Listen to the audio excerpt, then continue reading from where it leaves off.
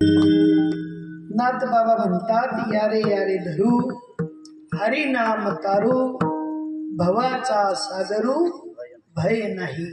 समुद्र काठावर गेलात, दोन होडक्या होत्या, एक हाताने वल्ल मारणारी, एक इंजिनने वल्ल मारणारी, आणि एक अशी मोठी होडकी होती की तिच्यात 50 ट्रका बसतात, 25 छोट्या गाड्या बसतात, 5000 लोक बसतात.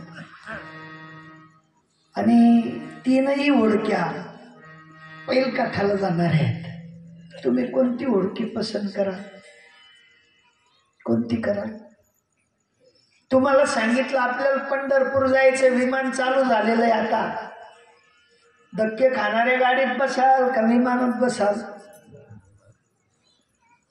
कोणत्या गाडीत?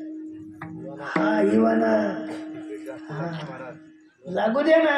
एक तर हॉस्पिटल झाली, हा तिकीट देतील बाबा कमावून कमावून कीर्तनात ना, नाही का? यारे यारे धरू हरिनाम तारू, भवाचा सागरू. हा साधू महात्मे म्हणतात, तुम्ही तुमच्या प्रवासाचं साधन जसं अप टू डेट मागतात, तसं भवसागर करण्यासाठी नाम नौकेची गरज आहे. आणि त्या नाम नौकेत बसवणारे महान सद्गुरू आपल्या जीवनात आले पाहिजे. सगळ्यांसाठी, 1-2 जणांसाठी नाही. ज्ञान्यांसाठी, अज्ञानांसाठी, सामान्यांसाठी, विशेषांसाठी, सगळ्यांसाठी. खट नट यावे, शुद्ध होऊनी जावे, दवंडी पिटी भावे, चोखा मेळा. चोखवराय म्हणतात, हा मंडप कोणा 1-2 जणांसाठी नाही, सगळ्यांसाठी आहे. आणि या मंडपामध्ये स्वतःने स्वतःला तारून नेण्यासाठी भवतरावया उत्तम हे नाव, भिजो नेदी हात पाव, काही हात पाय सुद्धा भिजणार नाहीत. समुद्रकाठी गेले तर कदाचित भिजण्याची शक्यता आहे, पण ज्ञानाच्या ज्ञानगंगेच्या काठी गेले आणि ज्ञानरूपी नौकेत बसले की हातपाय भिजायची सुद्धा गरज नाही.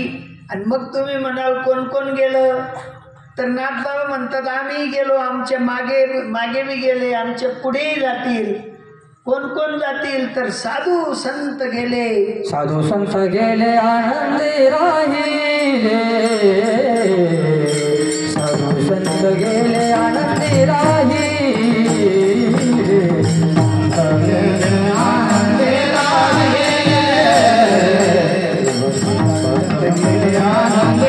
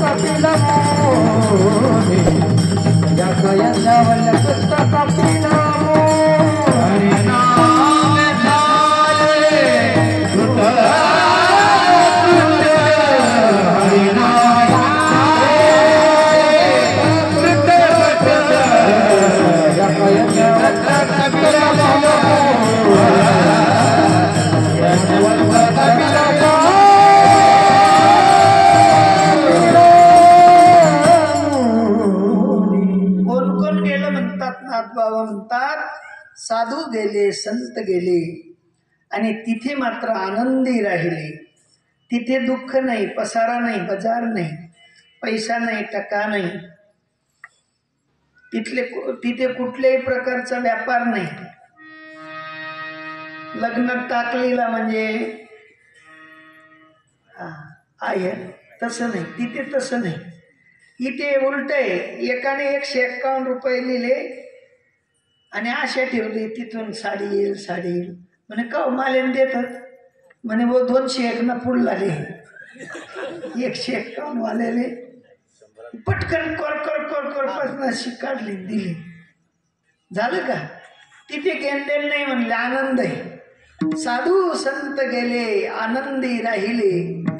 इथे ननेनबाई जर लग्नात गेली न जर का कुठे उठबैस नाही झाली, तीन बोटे मोडायला लागते. सत्यानाश हो त्याचा. कधी विचारलंही नाही, चहाला नाही, पाण्याला नाही, काय गर्दी, काय मोठा आहे की, आम्हाला तर काही विचारलं नाही, नाही का. पण तिथे तसं नाही. ते म्हणले आमच्या तिथे ती काही गरज नाही. कोणी मान द्या तरी साधू, कोणी आव्हान करा तरी साधू, तिथे आनंदाला पारावार नाही. आज शेवटचा दिवस होता दाजी, तेवढ्याने भागणार नाही. रोज शेवटचा दिवस करावा लागेल. आजचा दिवस शेवटचा होता म्हणून चालणार नाही. साधूंना एकच काम आहे, विश्वमोहरी लावावे. तुम्ही जर का लेकरांना नाही शिकवलं ना तर ते शिकणार नाहीत, ते वाकणार नाहीत, ते नमणार नाहीत, ते ताट राहतील. म्हणून येत वडील जे जे करीती, तया नाम धर्म ठेविती, येरती आचरिती सामान्य सकड. सामान्य सकडांना शिकवावं लागेल. नव्या आलेल्या सुनबाईला जशी सासू गाईडलाईन करते, तद्वत सामान्य जीवाला गाईडलाईन करण्यासाठी साधू येतात आणि तो आनंद प्रदान करत असतात. तो आनंद तुमच्या आपल्या जीवनात जर का आला तर तुम्ही आपण भाग्याचे आहोत. भाग्याचं बनण्यासाठी एकदा मोठ्या प्रेमाने माझ्या परमात्म्याच्या नामाचा गजर करा.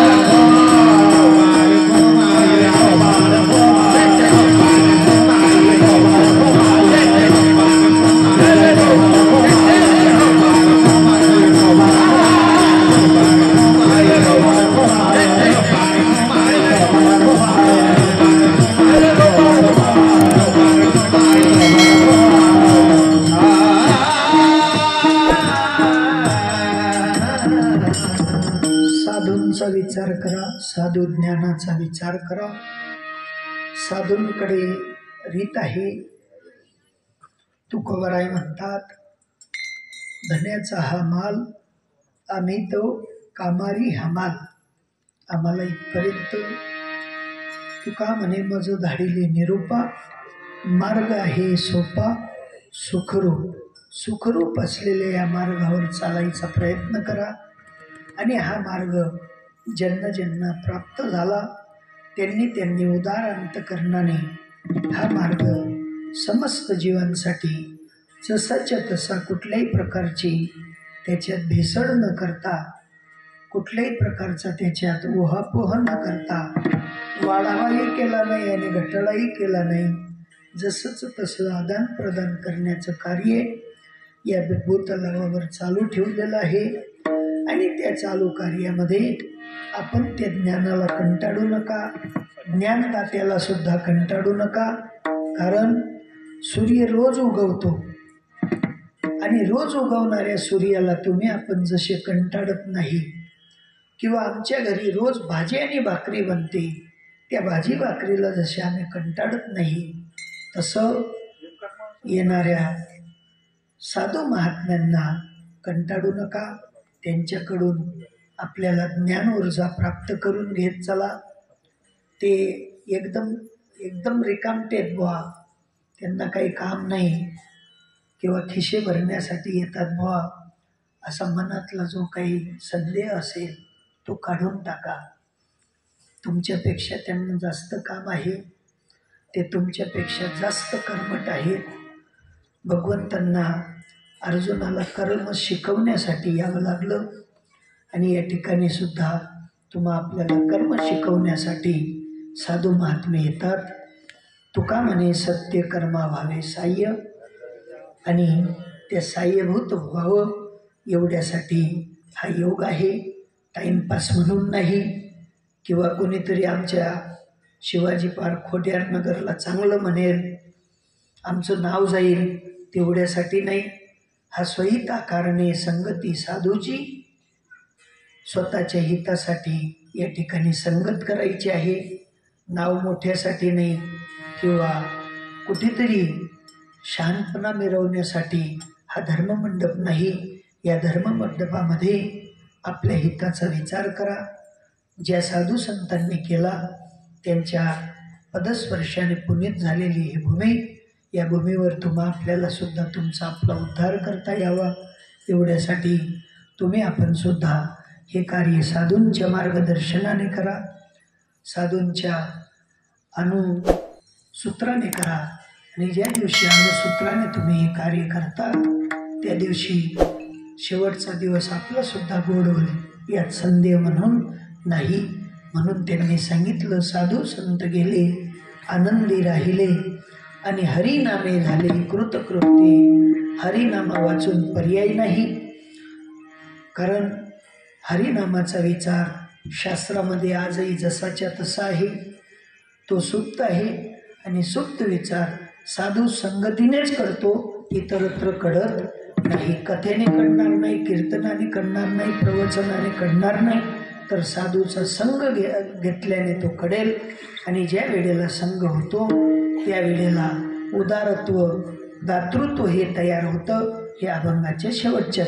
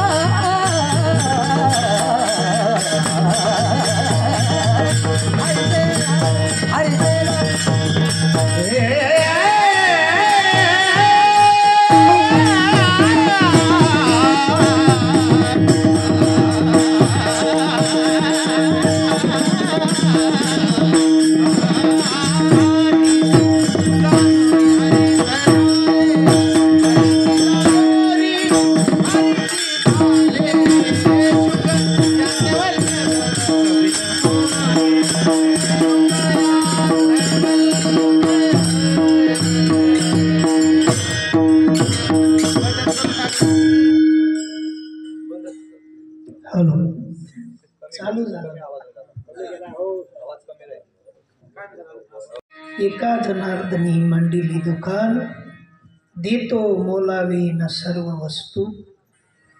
नाथबाबांना जनार्दन स्वामींकडून प्राप्त झालेलं भक्तिसूत्र, त्या भक्तिसूत्राचा विचार मुक्त भावात दिला. मुक्त काही नाही. कथा विकत केली जाते, कीर्तन विकत केलं जातं, नक्की केलं जातं. किती पैसे घेताल, किती देताल, हे कथा कीर्तनाचा विषय आहे. परंतु साधूंचं ब्रीद जनार्दन स्वामींकडून माझ्याकडे जसं आलं तसंच मात्र मी म्हणतो, नाथबाबांच्या सांगितल्याप्रमाणे की एका जनार्दन स्वामींनी दुकान मांडून ठेवलेली होती त्या काळात, आणि त्या काळातल्या दुकानातलं ब्रीद माझ्याकडे आलं, आणि ती मात्र मुक्त असते. देतो मोलावी न सर्व वस्तू. तद्वत या ठिकाणी सुद्धा साधूंची परंपरा लागते, आणि परंपरेने ते सूत्र आजही जसंच्या तसं मिळतं. हंस ब्रह्मा त्रिदत्त नारायण, लक्ष्मण बलभीम सखयानंद, शांतमाई बंडोबा बाबा, केरोबा बाबा, श्रीपाद बाबा, रामदास बाबा, आणि अशा उदार महात्म्यांच्या कक्षेत गेल्यानंतर ते साधूची सूत्रता आपल्याला भेटते, आणि त्या सूत्रतेने आपलं जीवन कृतकृत्य होतं.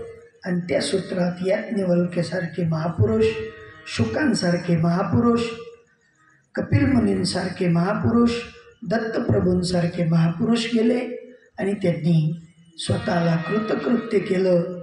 या जगामध्ये भरून उरलेत, संपलेले नाहीत. तशी भरून उरल्याची जी रीत आहे ती फक्त साधुब्रीदात आहे. आणि असं साधुब्रीद ज्या ज्या महात्म्यांनी धारण केलं त्या महात्म्यांचं एकदा भजन करा. ज्ञानेश्वर